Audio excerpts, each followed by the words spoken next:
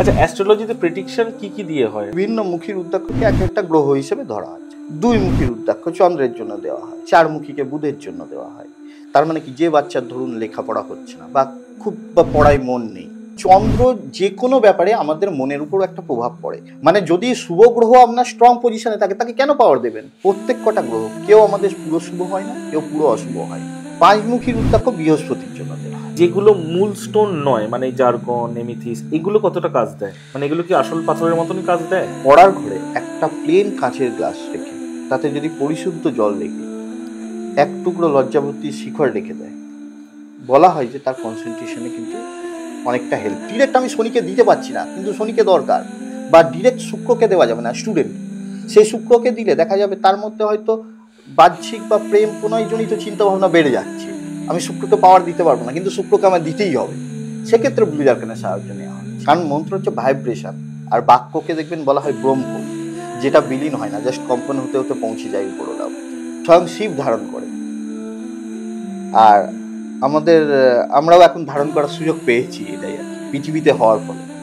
এই রুদ্রাক্ষ কেউ ভগবানের আশীর্বাদ হিসেবে এমনিই ধারণ করতে পারে, তার জন্য কত মুখী ধরবো এরকম কোনো ব্যাপারই নেই। আচ্ছা, অ্যাস্ট্রোলজিতে প্রেডিকশন কি দিয়ে, মানে আমি যতটা জানি সেটা আপনার সঙ্গে আলোচনা করি। একটা হচ্ছে স্টোনের মারফত, একটা হচ্ছে শেকড়। এটা প্রেডিকশন না, রেমেডি। প্রতিকার। হ্যাঁ, প্রতিকার। স্টোন ধরতে পারি, শেকড় ধরতে পারি, মাদুলি তাবিজ ধরতে পারি, যজ্ঞ বা হোম এটা ধরতে পারি, এবং সেই গ্রহের শুভ মন্ত্র পাঠ বা মন্ত্র জপও ধরতে পারি। এগুলোর মধ্যে কোনটা সবচেয়ে বেশি এফেক্টিভ আপনার? এর সাথে আরো একটা আছে, সেটা হচ্ছে রুদ্রাক্ষ। আচ্ছা, ঠিক আছে। রুদ্রাক্ষের ব্যাপারটা হচ্ছে কি, রুদ্রাক্ষকেও বিভিন্ন মুখী রুদ্রাক্ষকে এক একটা গ্রহ হিসেবে ধরা হয়। যেমন ধরুন, 1 মুখী রুদ্রাক্ষ জেনারেলি রবির জন্য দেওয়া হয়, 2 মুখী রুদ্রাক্ষ চন্দ্রের জন্য দেওয়া হয়, 3 মুখী মঙ্গলের জন্য। এবার এই প্রত্যেক কটা রুদ্রাক্ষের কিন্তু আলাদা আলাদা অধিপতি দেবতা আছে। 4 মুখীকে বুধের জন্য দেওয়া হয়। তার মানে কি, যে বাচ্চার ধরুন লেখাপড়া হচ্ছে না বা খুব পড়ায় মন নেই, পড়ার ক্ষেত্রে আরেকটা কথা আসে, আমি একটুখানি প্রসঙ্গে আসবো, একটু ঢুকে যাচ্ছি একটু অন্য প্রসঙ্গে। পড়ার ক্ষেত্রে আরেকটা থিওরি আছে, যেটাকে বলে CMP theory, concentration, memorisation, presentation. যদি দেখা যায় যে কোনো বাচ্চার ধরুন কনসেন্ট্রেশনেই প্রবলেম, সে কনসেন্ট্রেট করতে পারছে না, তাহলে সেই পড়াকে সে পরবর্তীকালে মেমোরাইজ করবে কতটা? কারণ সে তো ঢুকেই নি তার ভেতরে, সে মনে করতে পারবে না। আর যদি এই দুটোতে প্রবলেম থাকে, তাহলে প্রেজেন্টেশনও সেরকমই একটা গাঁজাখুরি টাইপের হয়ে গেল। তাহলে আগে তার কনসেন্ট্রেশন লেভেলটা ঠিক করতে হবে। কনসেন্ট্রেট করতে পারলে তারপর সেই পড়াটা ঢুকলো, তারপর মেমোরাইজ করা। তো কোনো বাচ্চার কনসেন্ট্রেশন বাড়ানোর জন্য কি 4 মুখী রুদ্রাক্ষ পড়াটা দরকার? এক্ষেত্রে বুধের একটা, এক্ষেত্রে যেটা হয় পড়াশোনার ক্ষেত্রেই 4 মুখী রুদ্রাক্ষ বলবো না, দরকার হচ্ছে পড়াশোনার ক্ষেত্রে সবসময় বুধ বৃহস্পতিকে দেখা হয় আর চন্দ্রকে দেখা হয়। চন্দ্র হচ্ছে কনসেন্ট্রেশনের কাজ। যদি কনসেন্ট্রেট করতে পারে, মানে চন্দ্র যে কোনো ব্যাপারে আমাদের মনের উপর একটা প্রভাব পড়ে। ধরুন আপনার পকেটে পয়সা নেই, আপনার মন খারাপ, আপনার শরীরটা খারাপ, আপনার মনটা ভালো নেই, তার মানে যে কোনো প্রভাব, বা কারোর সাথে ঝগড়া হয়েছে, আপনার মন খারাপ, তার মানে মন বা চন্দ্র আমাদের হচ্ছে একটা চালনা করে, বলা যায় চালনা করতে বলবো, একটা খুব সফট গ্রহ, মানে আমরা বলি নাজুক, সেই শব্দ আর কি। চন্দ্র খুব একটা নাজুক গ্রহ আর কি, এরকম ভাবে বলা যায়। তাহলে চন্দ্রের উপর প্রভাবটা কিন্তু বেশি পড়ে। সুতরাং বাচ্চাদের ক্ষেত্রে, আর বাচ্চা এবং একটা বয়সের পর যখন বয়স্কদের নিজের উপর জোর ক্ষমতা থাকে না, তখন এই দুটোর উপর চন্দ্র থেকেই বেশ করে আমরা প্রতিকার করি। এবার প্রতিকারের ক্ষেত্রেও আর একটা কথা ওঠে, প্রতিকার আপনি কাকে দিচ্ছেন, শুভ গ্রহকে না অশুভ গ্রহকে? এটাও দেখবেন একটা বিতর্কিত বিষয় থাকে। যেমন কেউ বলে যে আপনার শুভ তাকে আরো স্ট্রং করো, কেউ বলে যে অশুভ তাকে আরো পাওয়ার দাও। হ্যাঁ, এটা নিয়েও দ্বিমত আছে। হ্যাঁ, এবার দেখুন এক্ষেত্রে কি হয়, জেনারেলি যে থিওরিটা মাথায় আসে, যে গ্রহটা আমার ক্ষতি করছে, মানে রেমেডির ক্ষেত্রেও যদি ফার্স্ট দুটো ভাগে ভাগ করি, একটা ইনস্ট্যান্ট কিছু কাজের জন্য রেমেডি। ধরুন আপনার ওই গ্রহটা আপনার সাপোর্টিভ নয়, কিন্তু পার্টিকুলার কোনো কাজে ওই গ্রহটাকে আপনার দরকার, ওর সাপোর্ট দরকার, সেটা কি ইনস্ট্যান্ট কিছু কাজের জন্য রেমেডি। আর একটা হচ্ছে লাইফ টাইম রেমেডি। দেখুন বলা এটা আপনার সারা জীবন লাগবে। লাইফ টাইম মানে কি, সেই গ্রহগুলো আপনার শুভ, কিন্তু তাদেরকে আরো পাওয়ার দিয়ে বুস্ট আপ করা হচ্ছে। পার্টিকুলার কোনো কাজের জন্য অশুভ ফল প্রদান করছে বা শুভত্ব দিতে পারছে না।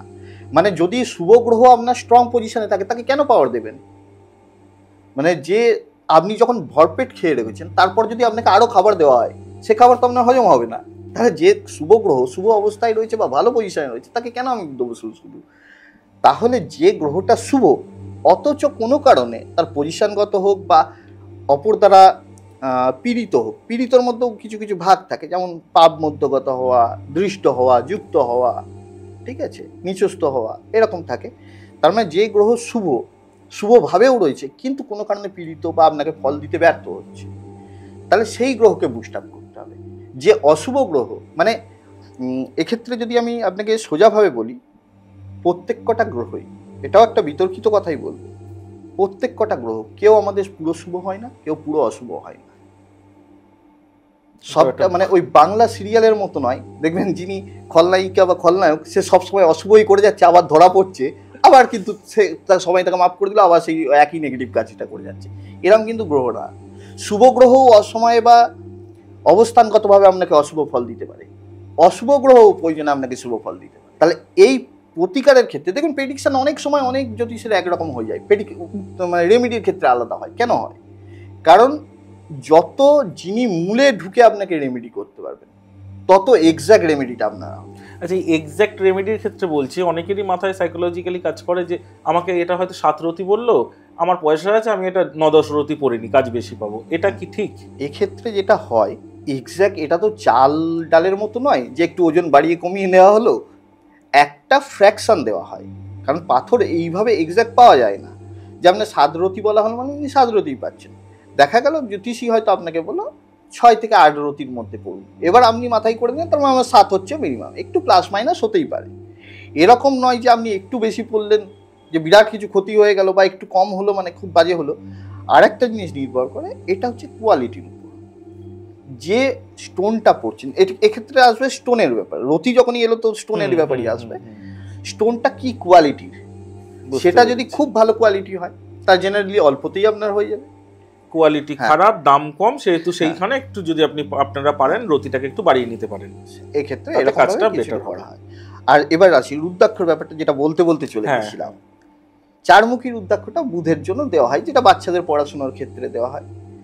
5মুখী রুদ্রাক্ষ বৃহস্পতির জন্য দেওয়া হয়, মানে ব্যবসা সংক্রান্ত বা না, বৃহস্পতি 5মুখী এবং জ্ঞানের জন্য আপনি দিতে পারেন। আচ্ছা। আর জেনারেলি যারা রুদ্রাক্ষ ধারণ করতে চান, কারণ দেখুন ব্যাপারটা হচ্ছে রুদ্রাক্ষ সৃষ্টি রহস্য তো জানেনি, কারণ আমাদের আজকে দর্শকদের সঙ্গে একটু শেয়ার করুন। বলা হয় যখন মাতা সতী দেহত্যাগ করেছিলেন, তারপর তো শিবের তাণ্ডব নৃত্যের পর শিব যখন তার অশ্রু নির্গত হয়েছিল, সেই অশ্রু থেকে সৃষ্টি হয়েছিল রুদ্রাক্ষ, রুদ্রাক্ষু অ্যাকচুয়ালি, রুদ্রাক্ষ, হ্যাঁ, হিন্দিতে রুদ্রাক্ষ বলা হয়। অ্যাকচুয়ালি যখন সংস্কৃত হয় আমাদের ক আর মধ্যাহ্নস্বর নিয়ে আমরা যেটা বাংলায় ক্ষয় মধ্যাহ্ন, সেই রুদ্রাক্ষ বা রুদ্রাক্ষু, এইখান থেকে রুদ্রের অক্ষু থেকে এই ব্যাপারটা, অশ্রু থেকে এই জিনিসটা মানে তৈরি হয়েছে।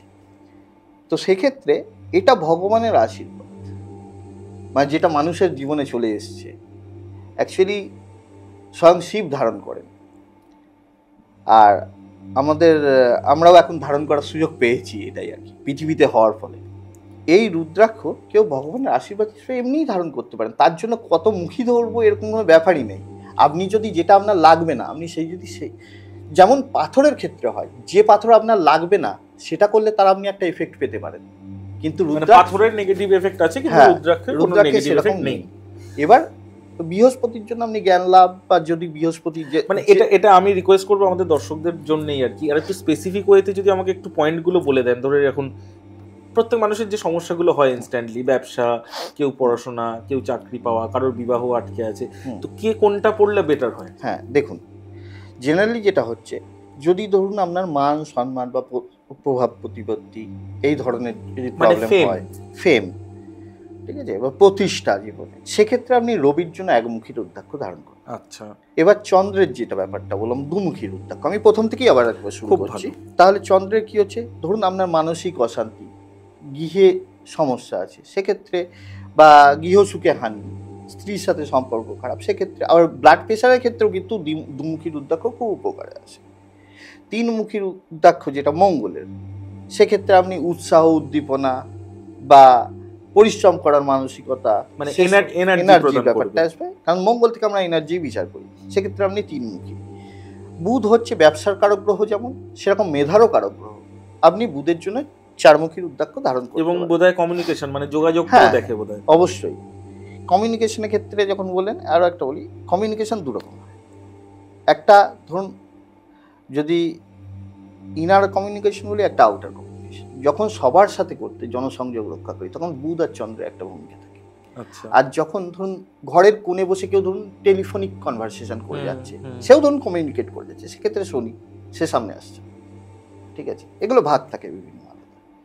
এবার যখন ধরুন বুধটা হলো, এবার ধরুন বৃহস্পতি কি, বৃহস্পতি জেনারেলি ধনকারক গ্রহ। তাহলে বৃহস্পতির জন্য আপনি পাঁচমুখী রুদ্রাক্ষ ধারণ করতে পারেন। ষষ্ঠ হচ্ছে শুক্রের, এবং শুক্র থেকে আপনার ষষ্ঠও যেমন শুক্র, আরও একটা হচ্ছে শুক্রের মানে ছমুখী রুদ্রাক্ষের যিনি অধিপতি দেবতা, তিনি হচ্ছেন বলা হয় দেবতা সরানন, অর্থাৎ কার্তিক। শুক্র তো মানে শিল্প, হ্যাঁ, এটার সঙ্গে হ্যাঁ, বা বিলাসিতা এইগুলোর সঙ্গে এরই পাশাপাশিও বলছি, শুক্র হচ্ছে মানে ছমুখী হচ্ছে অধিপতি দেবতা। আপনাকে সব কটা মাথায় রাখতে হবে। যেমন ধরুন আপনি জ্যোতিষে যখন প্রেডিকশন করছেন, ধরুন একটা নক্ষত্র দেখে একটা মানুষ কেন এসছে বা আপনার চিন্তাধারা কি, সেটা পরিষ্কার বলে দেওয়া যায়। ঠিক তেমনভাবে মানে আপনি কি ভাবছেন আমি এই মুহূর্তে বলে দিতে পারবো। ঠিক আছে, সেটা সম্পূর্ণ নির্ভর করবে আপনার চন্দ্রের উপর কি নক্ষত্রের প্রভাব পড়েছে। কারণ আমরা বলি না গ্রহরা, আচ্ছা আমরা আগে রুদ্রাক্ষর পাঠটা শেষ করে নিই, আমরা ছমুখী অবধি পৌঁছলাম। সেক্ষেত্রে আপনি শুক্রের জন্য ছমুখী রুদ্রাক্ষ ধারণ করতে পারেন। এবং বলা হয় যারা গুপ্ত শত্রু দ্বারা পরিবেষ্টিত তারাও কিন্তু ছমুখী রুদ্রাক্ষ ধারণ করতে পারে। আচ্ছা, শনির জন্য জেনারেলি সাতমুখী দেওয়া হয়। আবার সাতমুখীর দেবতা হচ্ছে লক্ষ্মী। সুতরাং যদি আপনি লক্ষ্মীরও ব্যাপার চান বা অর্থের, কারণ আমাদের তো এখন সমস্ত কিছু অর্থের মাপকাঠিতে বিচার করা হয়, অর্থ লাভ। ঠিক আছে, সুতরাং সেক্ষেত্রে সাতমুখীটা ভালো। আটমুখীর দেবতা হচ্ছে কালভৈরব, এবং আটমুখী রুদ্রাক্ষের গ্রহ হচ্ছে রাহু। সুতরাং যদি আপনি রাহুর প্রতিকার চান, দেখা যাচ্ছে কোনো কারণে আপনি রাহু হচ্ছে একটা মানে আনপ্রেডিক্টেবল গ্রহের মতো। মানে ধরুন রাহু আপনার সাপোর্টিভ কি সাপোর্টিভ নয় বুঝতে পারছেন না, বা রাহু হয়তো ভালো ফল দিতে পারে, খারাপ দিচ্ছে, আপনি রাহুর প্রতিকার পড়লেন, দেখা গেল খারাপ আরো বেড়ে গেল। ঠিক আছে, বা রাহু ভালোর জন্য পড়লেন, রাহুর নেগেটিভ জিনিসগুলো আপনার মধ্যে প্রভাবিত হতে শুরু করলো। সেক্ষেত্রে রুদ্রাক্ষ সব থেকে রাহুর প্রতিকার হিসেবে বেস্ট কাজ করে। আচ্ছা, ঠিক আছে, এবার কি হলো নমুখী রুদ্রাক্ষ কেতু। এখানে কিন্তু পরপর মানে আমরা রবি সোম মঙ্গল যেভাবে চলি সেরকম রবি চন্দ্র মঙ্গল বুধ এইভাবেই চলছে। কিন্তু সুতরাং এই ক্ষেত্রে রুদ্রাক্ষ ভুলে যাওয়ার কোনো ব্যাপার নেই, সোজা সিস্টেম। এবার যেটা আসছিলাম কথাতে বলতে বলতে চলে এলাম যে নক্ষত্র গ্রহদের ব্যাপারটা হচ্ছে যে আমরা বলা হয়, দেখবেন বিজ্ঞানেও বলা হয় গ্রহদের নিজস্ব কোনো আলো নেই, গ্রহরা নক্ষত্রের আলোয় আলোকিত। সুতরাং আপনাকে যে গ্রহটা যে ফল দিচ্ছে, সে 27টা নক্ষত্রের মধ্যে কোনো না কোনো গ্রহ নক্ষত্র ধারণ করছে। 27টা নক্ষত্রের 27টা ক্যারেক্টার আছে। প্রত্যেকটা গ্রহ মানে 9টা গ্রহ 3টে করে নক্ষত্র পাচ্ছে, 9টা গ্রহ 3টে নক্ষত্র। সুতরাং একই গ্রহের 3টে নক্ষত্র 3 রকম ফল আপনাকে দিতে পারে। আচ্ছা, এবং প্রত্যেকটা নক্ষত্রে আলাদা আলাদা অধিপতি দেবতা আছে, তার এক একটা প্রভাব আপনার। মানে নিজের নক্ষত্র যদি জানা থাকে তাহলে সেটাকেও স্ট্রং করে মানুষের ভাগ্য বদলাতে পারে। আবার বদলানোর ব্যাপারটাই এসে গেল, ব্যাপার বদলাতে পারে না, কিছু সাপোর্ট পেতে পারে। আচ্ছা, আগের টপিকে একবার একটু ফিরে যাচ্ছি ছোট করে, সেটা হচ্ছে সাতমুখী রুদ্রাক্ষ বললেন যে শনিকেও সাপোর্ট করে, মা লক্ষ্মীকেও সাপোর্ট করে। তো সেই ক্ষেত্রে ধরে রাখুন আমরা যেমন স্টোনের ক্ষেত্রে আমরা অনেকে শুনে থাকি যে নীলা হুট করে পড়া যায় না, তো সেই ক্ষেত্রে কি রুদ্রাক্ষের ক্ষেত্রে কোনো নেগেটিভ এনার্জি আসতে পারে নাকি? না, প্রথমেই আপনাকে বললাম না যে আপনি ভুল পাথর পড়ে ফেললে তার একটা নেগেটিভ এফেক্ট আপনি পেতে পারেন, যেটা তো বোধহয় নীলাতে সবচেয়ে বেশি পাওয়া যায়। নীলার মধ্যেও রক্তমুখী নীলার মধ্যে এই ব্যাপারটা বেশি থাকে, ওই জন্য রক্তমুখী নীলা। অ্যাকচুয়ালি কি দেখুন, কিছু কিছু পাথর আছে যেটা হচ্ছে আমাদের কম্বিনেশন বা কম্বাইন্ড করে তৈরি হয় বা প্রতিকার দেওয়া হয়। যেমন ধরুন আমি আপনাকে বলি, সব থেকে ভালো উদাহরণ কীভাবে দেওয়া যায়, ধরুন ব্লু জারকান নাম শুনেছেন পাথরটা? ব্লু জারকানের কালারটা হচ্ছে নীল, জারকান হচ্ছে শুক্রের। তাহলে যখন শনি শুক্রের কম্বাইন্ড করে দেওয়া হচ্ছে তখন সেক্ষেত্রে ব্লু জারকান। ঠিক তেমনভাবে ধরুন পোগরাজের ক্ষেত্রে পীতাম্বরী পোগরাজ শব্দটা শুনেছেন, তাহলে পীতাম্বরী পোগরাজ কি? পিত ও অম্বর, অম্বর মানে নীল রংটা। তারপর শনি এবং বৃহস্পতির যখন কম্বিনেশন করে বা কোনো যোগের দুজনকে ব্যালেন্স করে ডিরেক্ট কখনো কখনো কখনো থাকেন, ধরুন ডিরেক্ট আমি শনিকে দিতে পারছি না কিন্তু শনিকে দরকার, বা ডিরেক্ট শুক্রকে দেওয়া যাবে না, স্টুডেন্ট সেই শুক্রকে দিলে দেখা যাবে তার মধ্যে হয়তো বাহ্যিক বা প্রেম প্রণয়জনিত চিন্তা ভাবনা বেড়ে যাচ্ছে, আমি শুক্রকে পাওয়ার দিতে পারবো না কিন্তু শুক্রকে আমার দিতেই হবে, সেক্ষেত্রে ব্লু জার্কানের সাহায্য নেওয়া হচ্ছে। আচ্ছা, এইরকম ভাবেও প্রেডিকশন রেমেডিয়াল জায়গাতে আমাদের চিন্তা ভাবনাগুলো কাজ করে। আচ্ছা, এই যেগুলো মূল স্টোন নয় মানে জারকন, নেমিথিস, এগুলো কতটা কাজ দেয়? মানে এগুলো কি আসল পাথরের মতনই কাজ দেয়? হ্যাঁ দেখুন, ব্যাপারটা হচ্ছে মূল স্টোন যেগুলো নয় বলা হচ্ছে, যেগুলো সাবস্টিটিউট স্টোন, জেনারেলি সাবস্টিটিউট স্টোনকে বলা হয় যে মূল পাথরের মতো অতটা শক্তিশালী হয় না, কিন্তু কিছু কিছু ক্ষেত্রে বললাম না যেখানে আমাকে মূল স্টোনকে দেওয়া যাবে না, যেমন ধরুন শুক্রের ডায়মন্ড। এবার ডায়মন্ড যে দামটা, সেই ডায়মন্ড দামটা সাধারণ মানুষের পক্ষে নেওয়ার সামর্থ্য সবার থাকে না, কারণ ডায়মন্ড ভালো ডায়মন্ড, এবার ডায়মন্ডের কোয়ালিটির ভাগ থাকবে। এবার সেই জায়গাতে আপনি কি করছেন, সাবস্টিটিউট স্টোন ইউজ করার চেষ্টা করছেন, তাহলে কি হলো, সেখান থেকে আপনার কিছু কিছু রইলো, মানে সাপোর্টিভ পার্টটাও রইলো। না, একটু পার্সেন্টেজেই যদি বলেন, মানে একদম স্পেসিফিক ওয়েতে বলুন। একজনের যদি সাপোজ ডায়মন্ড আপনি দেখলেন দরকার, সে তার বদলে এফোর্ড করতে পারছে না, সে জারকনে গেল, তো সেই জারকন কত পার্সেন্ট তার কাজ করবে? 50%, 20%, 10%? এবার জেনারেলি তখন জারকানকে যদি আপনি ঠিকঠাক হিসাব করে ঠিকঠাক ওজনে দেওয়া যায়, তাহলে যতটা তার ডায়মন্ডে করতো তার কাছাকাছি করবে, 70%, 60%, 70% করবে। আচ্ছা, এবার গল্পটা হচ্ছে, আমার কথাটা এখানে একটা পয়েন্ট খেয়াল করবেন, ডায়মন্ড যতটা কাজ করতো তার 60%, 70%। আপনি রেমেডি দিলেই যে পুরোপুরি কাজ করবে বা পুরোপুরি পাল্টে যাবে সেটা কিন্তু ম্যাজিক সম্ভব। তার মানে ওইখানে যতটা কাজ করতো, সব থেকে বেস্ট যদি হয় সেই জাতক যদি নিজে মন্ত্র পাঠ করে, যেটা আপনার প্রশ্ন ছিল, হ্যাঁ ঠিক আছে, সেই জাতক যদি নিজে মন্ত্র পাঠ করে, মন্ত্র পাঠে ফল আছে অনেক সময়, কারণ মন্ত্র হচ্ছে ভাইব্রেশন, আর বাক্যকে দেখবেন বলা হয় ব্রহ্ম, যেটা বিলীন হয় না, জাস্ট কম্পন হতে হতে পৌঁছে যায় উপরওয়ালা অবধি। ওই জন্য দেখবেন অনেক কথাই আছে না, ভুলভাল কথা বলিস না, নেগেটিভ কথা বলিস না, কেন এসছে কথাগুলো, এই ভাইব্রেশনের উল্টো এফেক্টটা আমার উপরই থাকে। দেখবেন অনেক সময় বলা হয় যে যদি কোনো মানুষ নিজের জায়গায় সৎ না থেকে অপরকে অভিশাপ দিচ্ছে, অনেক সময় দেখবেন রেগে গিয়ে উল্টোপাল্টা কথা বলে যে তোর এই হবে সেই হবে, দেখা গেল ঘুরিয়ে সেটা তার উপরই প্রভাব পড়ছে। তার কারণটা কি, বাক ব্রহ্ম, সেটা সে ভুল প্রয়োগ করছে। আমি নিজে যেখানে অনেস্ট নই সেখানে আমি অপরকে কি করে বলি, তখন তার এফেক্টটা তার জায়গায় বদলে আমার উপরই আসছে, কারণ সেটা বিলীন হচ্ছে না। আচ্ছা, এবারে রেমেডি সংক্রান্ত আরেকটা বিষয় হচ্ছে শেকড়। অনেক মানুষই যারা এটা সত্যি অ্যাফোর্ড করতে পারে না, আমরা সাবস্টিটিউট স্টোনও যারা অ্যাফোর্ড করতে পারে না, তারা 5 টাকা 10 টাকা শেকড়ে পৌঁছে যায়। এটা কতটা কাজে লাগে? এক্ষেত্রে যেটা ব্যাপার হচ্ছে, এটা আমার ব্যক্তিগত মত, শেকড়ে ইনস্ট্যান্ট কাজ খুব ভালো হয়।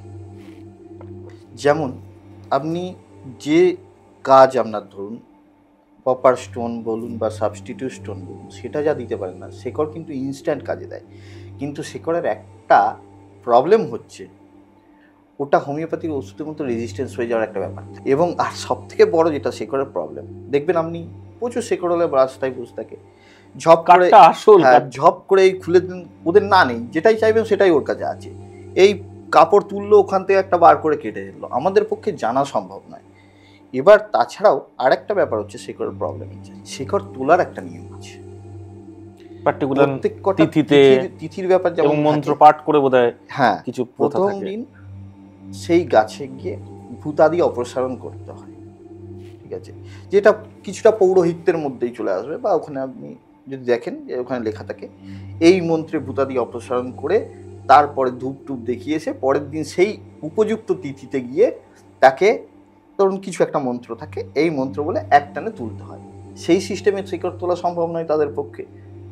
এক হচ্ছে সে তিনি কি দিচ্ছেন সেটাও বুঝতে পারছি না, তুলেছেন তো ওভাবে 100% তোলেননি, ঠিক আছে, সুতরাং এই যে মেনটেনগুলো হয় না, যার ফলে ওটাও প্রপারলি কাজে আসে বলে মনে হয় না।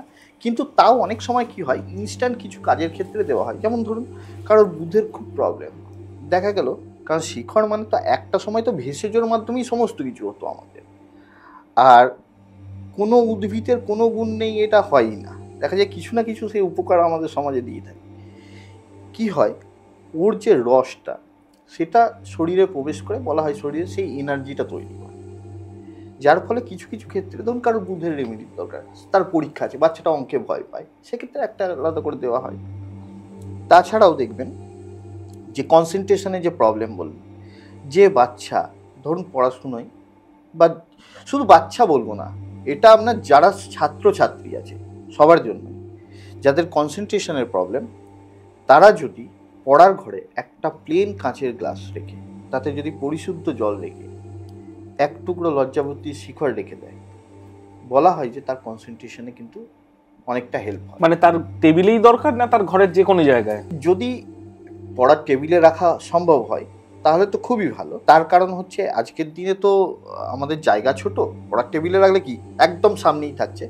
যদি না হয় ঘরের মধ্যে একটা সেফ জায়গা দেখে, যেখানে হাত পড়বে না বা নড়াচড়া হবে না, সেরকম জায়গায় রেখে দিলে, এবং প্রতি সপ্তাহ অন্তর সে সেটা চেঞ্জ করে। এটার কোনো বার আছে?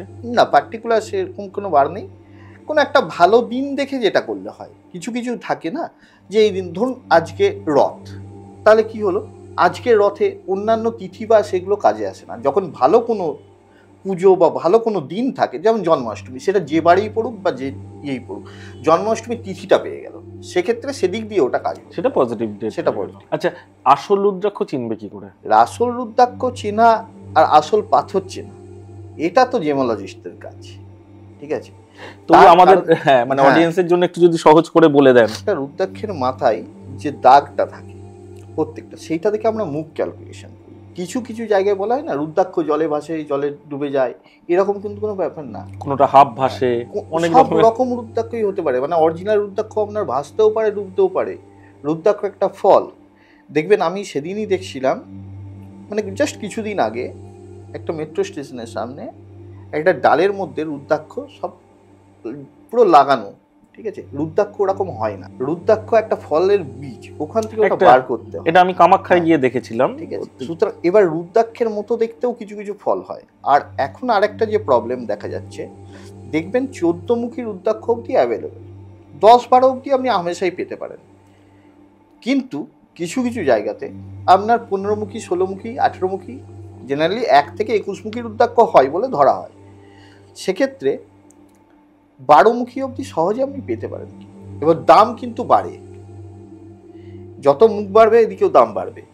এবার 16 মুখী 17 মুখী জেনারেলি পাওয়া যায় না। কি করছে, রুদ্রাক্ষের যে কাটিং করে ওর পাশে আরেকটা কাটিং করে সেটাকে দাগ বানিয়ে দেওয়া হচ্ছে, মুখ তৈরি করা হচ্ছে।